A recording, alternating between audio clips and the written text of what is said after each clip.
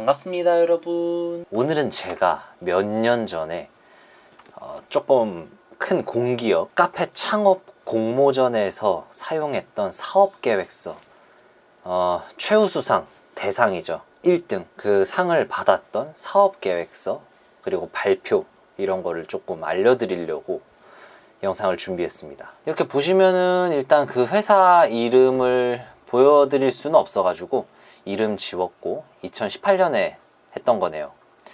이름 참 귀엽게 정했죠. 팀 이름 커피 그 뱅.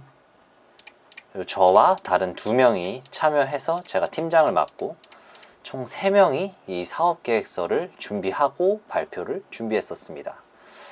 이 사업계획서에 일단 목차는 어느 정도 여기서 정해줬습니다. 가지고 뭐 1번 어떤 상품을 할 거냐, 제안할 거냐, 그리고 그거의 마케팅 계획이 뭐냐 이러고서 짝짝짝 순서가 들어갔잖아요. 근데 여기서 보면은 목차 순서, 제안 상품 뭐 할지 먼저 던져놓고 마케팅을 어떻게 할 거냐, 사실상 이 파트가 굉장히 중요하다고 생각을 했습니다. 그래서 아마 2번째 목차로도 딱 던져준 게 아닐까라는 생각도 했고, 그래가지고 점포 시설, 이제 돈, 자금, 투자는 어떻게 할 거냐, 그 밖에 이제 간단하게 들어가는 거, 인테리어 구성이라든지 운영 관리라든지 CS 역량이라든지 이런 순서대로 들어갔습니다. 그래서 첫 번째 제안 상품 보면은 간단하게만 보겠습니다. 테이크아웃 전문 카페로 할 거다. 바쁘게 전철로 오가는 사람들이 굉장히 많은데 빠르고 간편하게 신선한 재료 전철 안에서 들고 마시거나 출근해서 마셔도 부담되지 않는 병음료를 판매할 것이다. 그래서 출퇴근 시간, 점심시간 같은 바쁜 시간대에 바로바로 손님들이 구매할 수 있게 구비해 두는 병음료 뿐만 아니라 커피나 주스 음료들도 최대한 빠르게 정성껏 나갈 수 있게 레시피를 만들었다. 기본의 맛은 지키되 손님이 빠르게 받아갈 수 있을 만한 레시피다. 여기서 많이 말한 단어 빠르게. 상표는 원래 이때 정했던 이름이 있었는데 이때 그 카페 상표에 대한 개념이 없었습니다. 상표 침해 특허, 이 상표 특허 잘못 걸리면은 정말 훅 가니까 이런 거 조심해야 됩니다.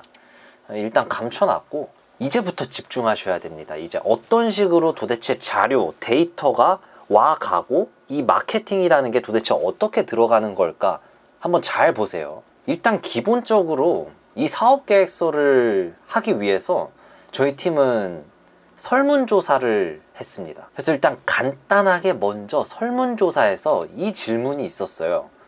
커피 한 잔에 지불할 수 있는 당신의 금액. 그랬더니 44.9%의 사람들이 커피값으로 3,000원 정도를 지불할 수 있다. 내 지갑을 열만하다 라고 대답했다는 거고, 음료, 커피 말고 일반 음료 한 잔에 지불할 수 있는 금액은 3,000원에서 4,000원대까지도 구매를 할 수 있다는 게 1위의 답변이었습니다. 이런 거 간단하게 짚고 넘어갔고, 그 다음 이제 제대로 마케팅 계획이 들어가거든요. 그래서 여기 써져 있는 대로 항상 기간, 그리고 어떤 설문조사를 어떤 사람들한테 했다라는 게 나와야 합니다. 그래서 8월 6일부터 8월 10일까지 5일 동안 우리는 구글 폼, 구글 설문조사지로 철도 역사 내의 카페에 대해 설문조사를 진행하였다. SNS, 카톡이라든지 뭐 페이스북이라든지 이런 걸로 설문지를 퍼뜨려 전철을 이용하는 사람들 97명, 남자 52명, 여자 45명, 총 97명에게 응답 자료를 모았다. 설문지의 질문은 철도 역사 내 카페에 대한 각자의 생각들이나 문제점들을 1점부터 6점까지, 중요하지 않음부터 중요함까지 설문조사를 했다는 거예요. 이게 무슨 말이라면, 만약에 설문조사지 질문 첫 번째가 만약에 가격이라면 그 가격이 중요하지 않음, 완전 1점부터 나는 엄청 중요해 6점까지 이 사이 값에 당신은 몇 점을 줄래? 라고 하는 겁니다. 뭐 예를 들어서 나는 카페를 이용할 때 인테리어가 매우 중요해. 그러면 6점 줄 수 있고, 나는 가격은 그다지 많이 안 보는 것 같아 하면은 뭐 1점 주고 2점 주고 하는 거겠죠. 근데 왜 하필 1점부터 6점까지로 세팅했냐면, 설문조사지에 그러면은 1, 2, 3, 4, 5, 6이 있을 거 아니에요. 그러면 사람이 중간을 찍질 못합니다. 예를 들어서 1, 2, 3 했잖아요. 그러면은 난 잘 모르겠어, 2점, 이렇게 가운데를 골라버리는 성향 때문에 이 설문조사에 이 나뉘는 게 조금 어려워질 수 있습니다. 그래서 이렇게 중간을 찍지 못하게 1점부터 6점까지 세팅하는 방법도 사용합니다, 설문조사에서. 그리고 그 밖에 응답자의 나이대와 직업, 전철 이용 시간대, 하루에 커피 마시는 양, 이런 것들을 왜 집어넣냐면, 설문조사를 어느 정도 다 하고 나서 이렇게 대답한 사람들이 그러면 어떠한 나이대와 어떠한 성별대와 직업을 가진 사람들인가 라는 것까지 있어야, 이런 사람들이 이런 걸 좋아하는구나 라는 게 또 파악이 됩니다. 여튼 이렇게 97명의 사람들을 설문조사 자료를 모았습니다. 그러면 이 97명의 자료를 엑셀로 다 받을 수가 있습니다. 어떤 사람의 성향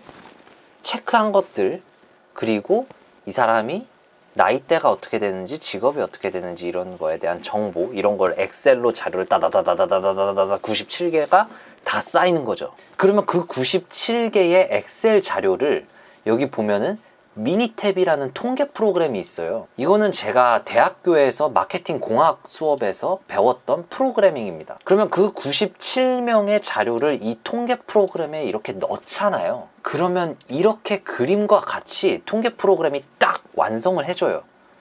이게 그럼 무슨 뜻이냐?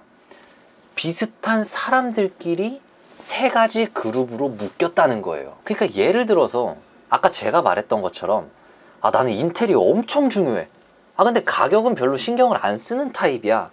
이런 식으로 답한 비슷한 사람들끼리 묶이는 거예요. 그렇게 해서 지금 세 가지의 분류, 세분화 사람들이 모인 거예요. 군집이. 그리고 여기 보면 97개의 데이터 중 6개의 불량 데이터를 삭제하고 91개의 데이터를 사용했다 라고 해놨는데, 6개의 불량 데이터가 뭐냐면, 이런 설문조사 하면은 꼭 한 줄로 찍는 사람들이 있습니다. 다 안 중요해 1111111 찍는 사람도 있고, 난 잘 모르겠어 하고서 귀찮아가지고 다 33333333 666666 이런 식으로 한 가지만 찍는 사람들의 데이터는 말 그대로 불량 데이터로 구분을 해야 합니다. 그럼 신기하게 이 미니탭이라는 통계 프로그램을 딱 돌려보면은 그런 불량 데이터끼리 정말 작게 이렇게 모여요. 그러면 그 자료를 찾아서 들어가서 엑셀에서 따로 삭제를 해야 합니다. 그게 여기서는 6개가 나왔던 거라고 하는 거죠. 이렇게 세 가지의 군집이 형성이 됐고, 그러면 이 세 가지의 군집을, 이거를 스네이크 차트라고 합니다. 이제 파워포인트나 한글, 엑셀 뭐 이런 데서 이런 차트를 만들 수가 있죠. 그래서 지금 이 차트를 보면은 파란색 선을 먼저 볼까요? 파란색 선에 제일 우뚝 솟은 중요한 요소들이, 하나, 음료가 나오는 속도가 중요하고요, 저렴한 가격이 중요하고요, 카페인 효과가 있어야 된다는 게 이 사람들의 특징이에요. 이 군집의 특징이에요. 그러면 싼 가격에 카페인 효과 만땅 필요하고 음료 나오는 속도 빨라야 돼. 이런 사람들을 우리 팀원은 바쁜 현대인형이라고 이 군집의 이름을 지어준 거예요. 그리고 회색 선을 볼까요? 수준 높은 커피가 필요해. 그리고 개성적인 카페의 이미지를 좋아해. 근데 카페인 효과는 딱히 신경도 쓰지 않아. 이런 사람들을 우리는 카페 애호가형이라고 이름을 붙여준 거죠. 그래서 이렇게 세분화된 시장의 결론이 나오는 거예요. 바쁜 현대인형 사람들은 43%의 사람들로 이루어져 있고, 100%가 있다면 43% 정도는 이런 바쁜 현대인형 사람들이라는 거죠. 이 전철을 이용하는 사람들은. 이 사람들이 중요하게 여기는 거는 빠르게 나오는 속도, 가격이 저렴해야 되고요, 카페인 효과가 굉장히 중요해요. 반면에 그 반대로 카페 애호가형들은 25%밖에 안 돼요. 근데 이 사람들은 수준 높은 커피 원하고 카페 이미지도 되게 중요하게 생각해요. 반면에 카페인 효과도 별로 안 중요하고요, 쿠폰 적립도 별로 중요하지도 않대요. 연령대도 한번 볼까요? 바쁜 현대인형 빨리빨리 20대가 굉장히 줄을 이뤘어요. 직장인과 대학생들이 대부분이었고요. 출퇴근 시간에 이 전철을 이용하는 거예요.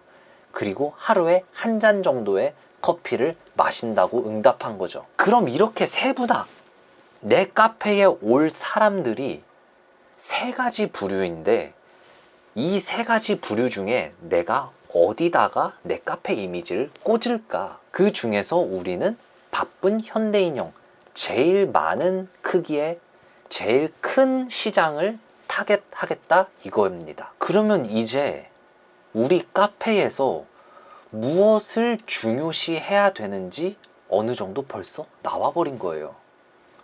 한번 보겠어요. 세 가지 군집 중 시장 크기가 가장 큰 바쁜 현대인형 손님들을 타겟팅하는 목표로 접근한다. 그러기 위해 중요시해야 할 요인들에 대해 하나씩 생각해 본다. 첫 번째, 속도가 빨라야 된다 했잖아요, 아까. 그래서 병음료 형태로 손님들이 바로바로 골라갈 수 있게끔 판매 빠르게 처리한다는 거예요. 그 다음에 저렴한 가격, 물어본 적정 가격 범위를 토대로 판매한다. 카페인 효과 아까 중요하다고 했잖아요. 그 유형의 군집들은. 그러면 애초에 카페인 효과가 있다는 거를 광고를 때려줘야 되는 거예요. 그러면 커피는 기본 투샷을 쓴다는 광고 그림을 아주 잘 보이게 붙여놓는 거죠. 이게 커피를 공부하시고 카페를 자주 이용하시는 분들은 이게 뭐 광고 효과가 있나라고 생각하시지만 일반 손님들에게 투샷이고 우리가 좋은 커피, 스페셜티 커피를 쓴다라는 광고라든지 이런 거 굉장히 일반 손님들한테는 중요합니다. 왜냐하면 어디 카페를 가면은 원샷만 쓰는 카페도 굉장히 많거든요. 그래서 커피 투샷을 다 넣어준다. 우리 카페 아메리카노 카페인 좋을걸? 이러고서 딱 때려주는 겁니다. 그리고 아까 보면은 대부분의 젊은 층이 여기 다 들어가 있었습니다. 그래서 자극할 수 있는 인테리어로 눈길을 확 끈다. 젊은 층의 눈길을. 이런 식으로 접근을 하니까 어느 정도 내 카페에서 중요할 요소들이 먼저 딱 자리가 잡히는 느낌이죠. 그리고 설문조사에 이 질문도 있었습니다. 전철 역사 내에 있는 상점들의 가장 큰 문제점은 뭐라고 생각하시나요? 그랬더니 제일 많은 응답 퍼센트, 별로 끌리는 상품이 없습니다 라는 게 대부분의 의견이었습니다. 그래서 다양한 색깔의 병음료라든지 먹음직스러운 거라든지 이런 쇼케이스를 활용해 가지고 눈길을 먼저 끌리는 상품을 먼저 내놔야겠다라고 생각을 한 거고, 두 번째로는 저도 그랬거든요. 전철 역사 내에 뭐 이용할 생각을 애초에 잘 안 해요. 그래서 어디에 뭐가 있는지도 잘 몰라요. 그래서 우리는 큰 간판이라든지 광고, 사진들, 효과, SNS 홍보 이런 거를 활용할게요 라고 한 거고, 또 3위로 전철 이용 시 무엇인가 들고 타기가 싫다는 거, 이건 저도 마찬가지입니다. 눈치 보이거든요. 그래서 병음료 형태로 테이크아웃 컵보다도 간편하게 마시고 뚜껑을 닫아가지고 다니기 가능하도록 만들겠습니다 라고 사업계획서에 제시를 한 겁니다. 그래서 이게 뭐냐면은 내가 먼저 이 시장을 세분화 했었던 거예요. 설문조사를 해서 어느 정도의 사람들이 어떤 걸 원할까, 어떤 부류의 사람들이 있을까 하고서 먼저 설문조사를 통해서 사람들 군집을 세분화시킨 거예요. 그랬더니 세 가지 그룹이 보이네. 이 세 가지 그룹을 보니까 어느 군집의 사람들이 굉장히 많다. 그러면은 이쪽에다가 우리는 타겟을 맞춰야겠다, 우리 카페는. 근데 이 타겟을 건 사람들이 되게 중요하게 생각하는 요소들이 있네. 그러면 우리 카페는 이 요소들이 좋다고 어떻게든 물고 늘어줘야겠다. 그래서 그 요소들을 파기 위해 어떤 행동, 어떤 카페의 이미지를 만들어 나가야겠다라는 게 조금 자리가 잡히죠. 그 다음 파트로 넘어갔던 게 이제 점포시설 투자 계획인데, 지금 제가 직접 카페를 하나 운영해보고 이 계획표를 보니까 정말 엉망이긴 합니다. 그래서 뭐 인테리어, 내외부 인테리어 평당 150만원 말도 안 되는 소리입니다. 5.5평 인테리어 하는데 평당 250은 뭐 일반 평균으로 가겠고요. 그 밖에 여러 가지 재료도 머신밋 그라인더, 제가 왜 이런 선택을 했는지는 잘 모르겠습니다만 지금은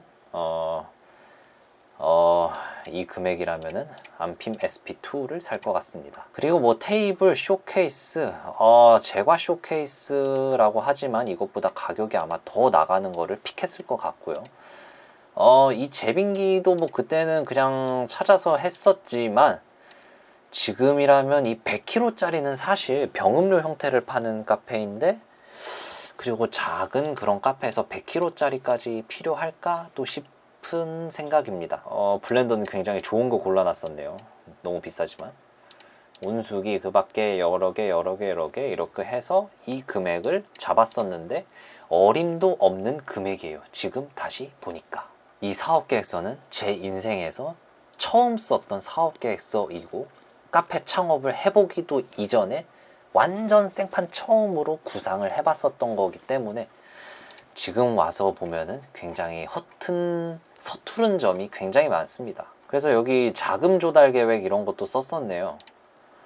기본 자본금 이 정도의 대출로 1000만 원을 빌리고 입상 지원으로 이 정도의 금액을 받고 예상 월 매출액이 1200, 일매출 50만 원으로 예상을 잡았었네요. 그래서 직원을 2명 두고 알바를 1명 쓴다. 인건비가 이 정도 나가고 재료비 관리비가 나가는데 2천만 원가량의 투자금을 약 2년간 상환해서 월 83만 원을, 말도 안 되는 소리죠. 재료비는 매출의 20%가 아니고 30%가 기본이죠. 그래서 월 매출 이런 거를 따져봤을 때 약 440만 원의 월 수익을 기대합니다 라고 써놨는데 말도 안 되는 소리입니다. 일단 여기서 이게 말이 안 됩니다. 이 금액만 빠져나가는 게 아니고 이제 여러 가지 세금이라든지 부가세, 그리고 CCTV도 안 달았죠. 포스 금액도 안 했죠. 그 밖에 전기세 이런 것도 안 됐죠. 그리고 감가상각비 이런 거라든지 지금 보면은 정말 말도 안 되는 금액을 써놓긴 했네요. 그리고 직원 2명에 알바 1명까지 두는데 일매출 50, 이거 안 됩니다. 그리고 뭐 간단하게 CS 역량 및 직원 관리 이런 거 있는데, 직원들에게 자율성을 부여한다. 손님들의 의견이나 컴플레인에 대한 유연한 반응과 운영을 위해서라고 적어놨는데, 지금 생각해보면 이런 카페에서는 직원들에게 자율성을 부여하면 안 됩니다. 오히려 이런 카페일수록 프랜차이즈 카페처럼 순전히 정말 레시피라든지 이런 응대 방법이라든지 재고 관리 이런 게 굉장히 시스템적으로 잘 굴러가야 됩니다. 근데 직원들에게 이런 자율성을 부여하는 건 이 카페에 어울리지 않다고 생각을 하고요. 지금은 뭐 밝게 웃어주기, 전철을 이용하는 손님들에게 선입 선출에 철저한 재고 관리라든지 이런 식으로 사업계획서를 썼었습니다. 처음 쓰는 사업계획서지만 굉장히 몇 달 동안 고생하고 설문조사도 돌리면서 열심히 만들었던 사업계획서인데, 그때 공모전에서 1등 하고서 소리를 지르면서 정말 좋아했던 기억이 아직도 있습니다. 이렇게 사업계획서로 1차 서류를 통과하고 그 다음 2차 이제 이 본사, 이 공기업의 본사에서 마케팅 그리고 창업 전문가들 6분이 쫙 심사 거기에 앉아 있으시면 그 앞에서 이제 이걸 토대로 PPT를 발표하는 거였습니다. 그래서 맛깔나게 발표를 하고 몇 달 뒤에 이제 최종 심사 결과 발표로 최우수상 1등 이렇게 우리 커피 급행 팀이 올라와 있어가지고 우와! 그리고 이 프로젝트를 같이 했던 여기 이모씨 지금은 우리 카페의 로스터로 일하고 있습니다. 얼마 전에 이런 카페 창업에 관한 영상을 올릴 때 사업계획서를 써라 이 얘기에서 이제 많은 사람들이 어떻게 사업계획서를 쓰는지 갈피를 잘 못 잡으시는 것 같아가지고 오늘 많이 서툴지만 저의 첫 사업계획서를 이렇게 간략하게 보여드렸습니다. 도움이 되셨다면 정말 다행일 것 같고요. 그럼 역시 좋아요와 구독, 이런 거 안 어울린다. 여튼 봐주셔서 감사합니다.